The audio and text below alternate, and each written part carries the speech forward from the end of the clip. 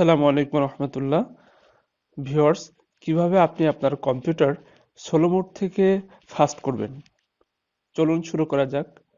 প্রথমে কিবোর্ডে যেতে হবে, কিবোর্ডে গিয়ে windows+R চাপতে হবে। তারপরে দেখেন এখানে আপনি প্রথমে ট্রি লিখবেন, TREE, tree, enter.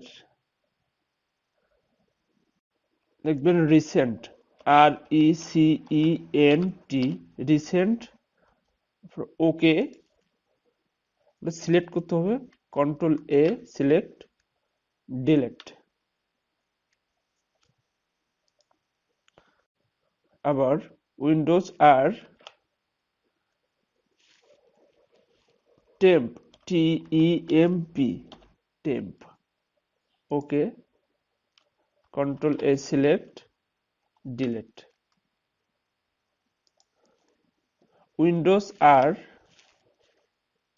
Percentage temp, TEMP, percentage, okay, select, control A, select, delete.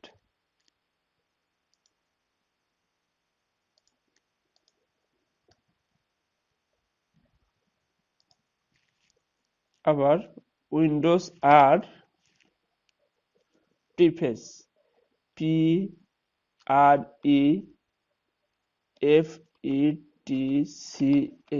Preface, okay, continue. এগুলো সিলেক্ট করার জন্য control A, select, then delete.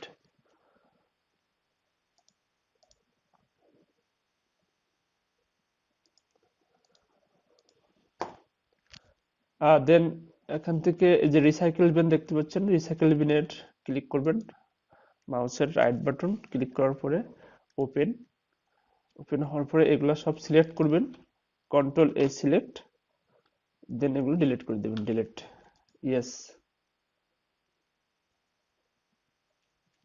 এভাবে আপনি আপনার কম্পিউটারকে স্লো মোড থেকে ফাস্ট করতে পারবেন।